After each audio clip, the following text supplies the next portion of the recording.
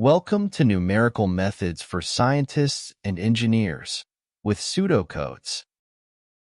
Video 2. One-Step Methods. Explicit Euler Method. The explicit Euler method is one of the simplest and most commonly used numerical methods for solving first-order initial value problems. It's an example of a one-step method, meaning it uses information from the previous time step to compute the solution at the next time step. The explicit Euler method is a great starting point for learning numerical solution methods for initial value problems because of its simplicity. For more complex or stiff problems, higher-order methods, like the Runge-Kutta methods, are typically preferred due to their better accuracy and stability. Consider the following first-order initial value problem, where yx is the unknown function, dependent variable, x is the independent variable usually denotes time, fxy is a given function, and yx0 equals alpha 0 is the initial condition at x equals x0. The initial condition helps determine the solution that fits a given situation. It is critical when a numerical solution is sought because it specifies the specific solution to the differential equation. Without the initial condition, we would end up with a family of solutions, if an analytical solution exists, that depend on a constant. Adapting a uniform step size throughout, this step, referred to as the discretization procedure, results in the global error in the Euler method is proportional to the step size h, meaning the error decreases linearly as the step size decreases. Solving for the current estimate, yi plus 1, yields the local truncation error, the error made in a single step, is proportional to h squared, and the global error, which is the total error over the entire interval, is proportional to h. In this formulation, xi equals x0 plus I times h, and the current estimate yi plus 1 equals yxi plus 1. The current projection is determined along the tangent line based on the derivative at the prior point.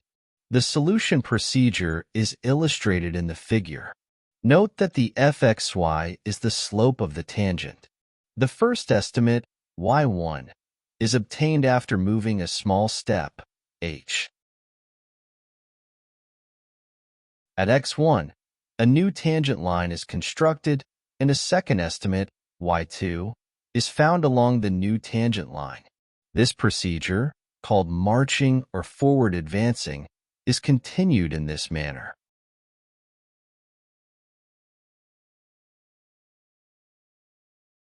The recursive procedure for finding the approximate solution at any xi is obtained as follows. We use the tangent line at slope at x0 to estimate y1 at x1. Then, we construct a tangent line at x1 to find y2 at x2. We use the prior estimate and the slope to find the current estimate along the tangent line. Two types of errors are encountered in the numerical solution of an IVP. Round-off errors are due to the finite precision of floating-point arithmetic, and they can be partially handled by increasing the arithmetic precision.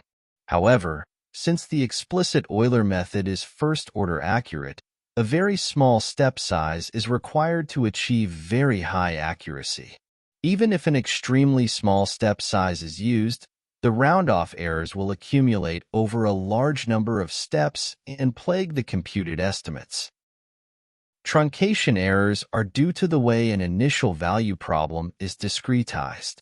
In explicit Euler, the global and local truncation errors were identified earlier as OH and OH squared, respectively.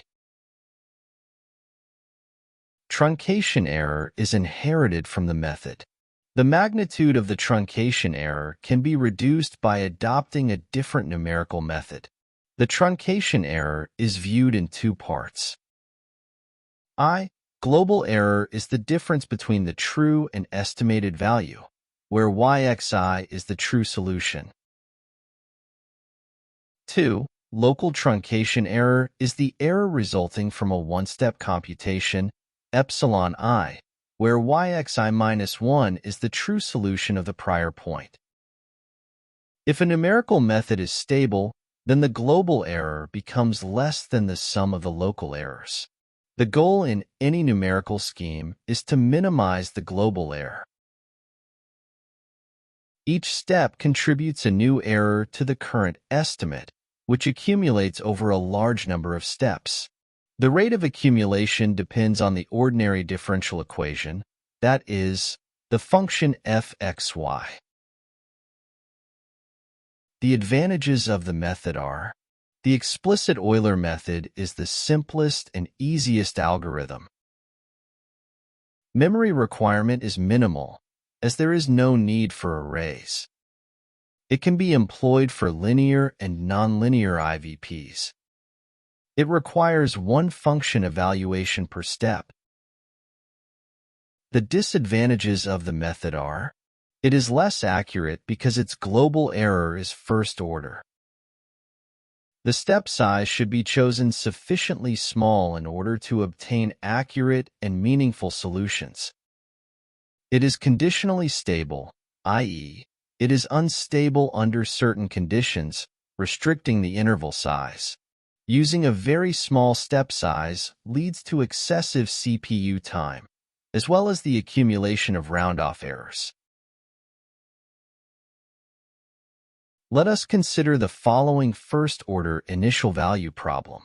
We will use the explicit Euler method to solve the IVP using h equals 0.1, 0.05, and 0.01, up to x equals 1, and compare the solutions with the given true solution.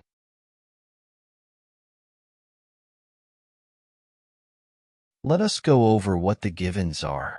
We know the initial point is x0 equals 0 and y0 equals 2, so we find the abscisses as xi equals I times h.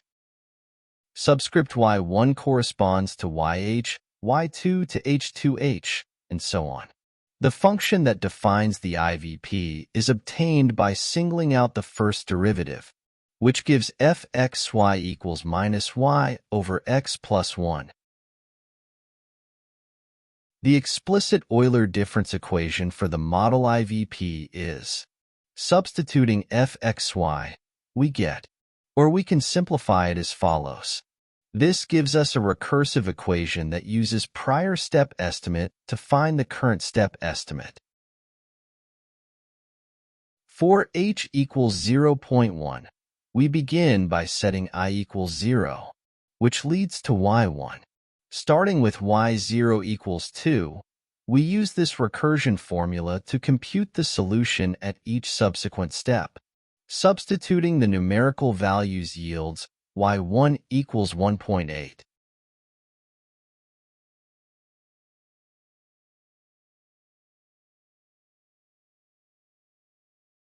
The y2 estimate is obtained for I equals 1 using the difference or recurrence equation, which leads to y2 equals 1.636364.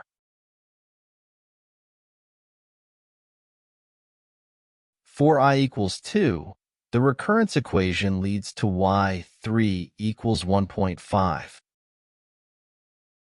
We continue this iterative process in the same manner for y4, y5, and so on until x equals 1 is reached. The numerical solution and the absolute true error for the interval size of 0.05 are tabulated. The errors are about half of those solutions obtained for h equals 0.1.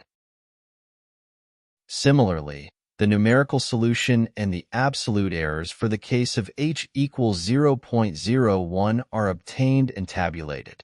The errors in this case are about 1/5 of the errors in the solution obtained with h equals 0.05 and about 1/10 of the errors obtained with h equals 0.1. This should not be surprising since the explicit Euler method has a first-order global error, That is, the error should decrease linearly with the step size. The absolute true error for the case of h equals 0.05 is plotted against the independent variable x. Notice that the error, which is typical of any other step size as well, increases until x is approximately 1, where it has a local maximum, and then decreases asymptotically with increasing x. This also indicates that the solution of the IVP is bounded. That is all for now. See you next time with another topic. Bye.